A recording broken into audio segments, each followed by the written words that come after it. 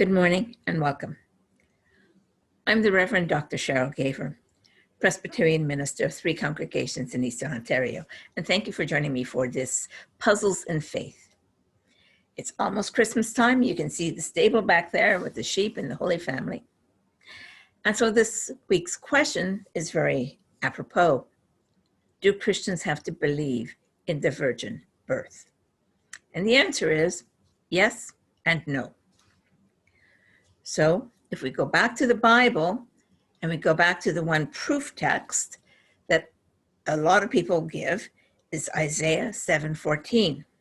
And it talks about a woman giving birth. Many of the translations will say it's a virgin giving birth. And that's how they have it, referring to Jesus and Mary. But what the Hebrew actually says is that it's a young maiden giving birth. The word used was alma, which means young maiden, not the word for virgin. And you have to realize, Isaiah was talking to King Ahaz about a specific situation in his time, and it was a prophecy in his time. So there was no sense that this virgin birth, this miracle would happen. It was a young maiden, she would give birth, and before that came to pass, the enemies would be defeated, or before the child is old enough, the enemies would be defeated. And it came true in Ahaz's lifetime. It is not predicting the virgin birth. It cannot be used as a proof text per se. That doesn't stop God from using that passage to point to Jesus. So in that sense, it might be able to be used as a proof text, but in its original, it was not. That's also one reason why today we have a little bit of wiggle room on whether we believe in the virgin birth or not. Now, granted, in the New Testament, Luke has the angel Gabriel coming to Mary and telling her she's going to get pregnant. And Mary said, how can this be? I don't know men. In other words, she is a virgin. And so we have that story there.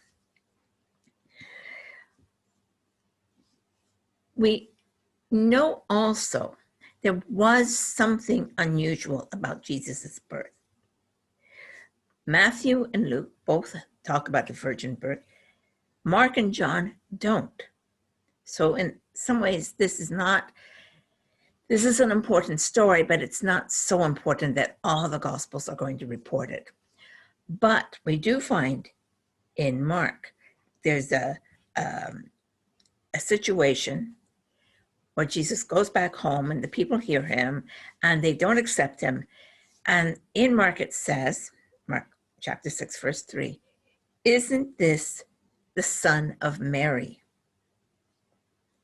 And for a patriarchal society, that would have been an exceptional thing to say. And in fact, we see in Matthew, he changes that situation to say, isn't this the carpenter's son? And Luke changes it to say, isn't this Joseph's son? So there was something off about Jesus's birth. And I keep wondering whether one reason why Mary accompanied Joseph to Bethlehem was to get her out of Nazareth, because people in town were talking. They knew she was pregnant. They knew when she'd married Joseph. And if she gave birth, 3 months after they were married?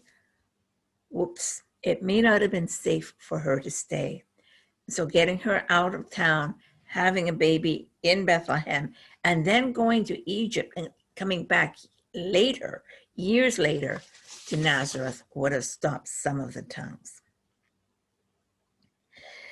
We also see in John, there's a little bit of debate going on with the Pharisees and or the critics and Jesus. And the critics say they're descended from Abraham, and Jesus makes a snarky reply about that. And then in John 8:41, they say, we are not illegitimate children. So again, there seems to have been this situation, something going on that said Jesus, there was something irregular about Jesus's birth.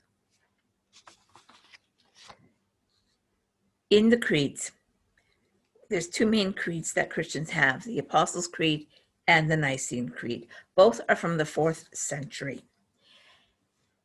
The later version of the Nicene Creed, the one that we say today, comes from about 381 AD, and it says that Jesus Christ was incarnate and by the Holy Ghost and of the Virgin Mary and was made man.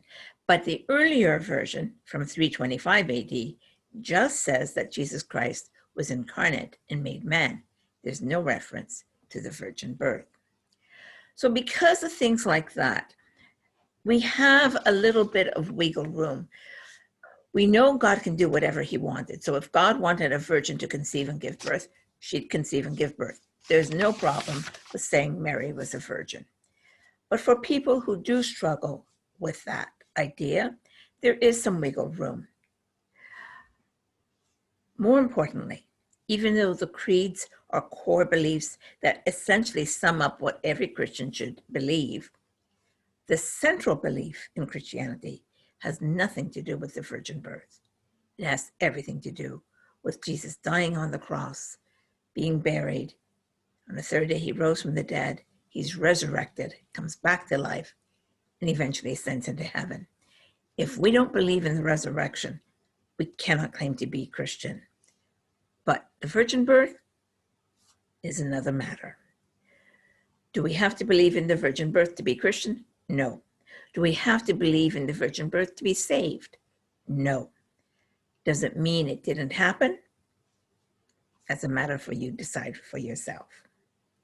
So once again, I'm the Reverend Dr. Cheryl Gaver. Thank you for joining me this morning.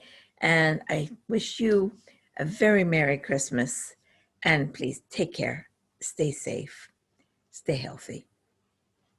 God bless and Merry Christmas again. Bye-bye.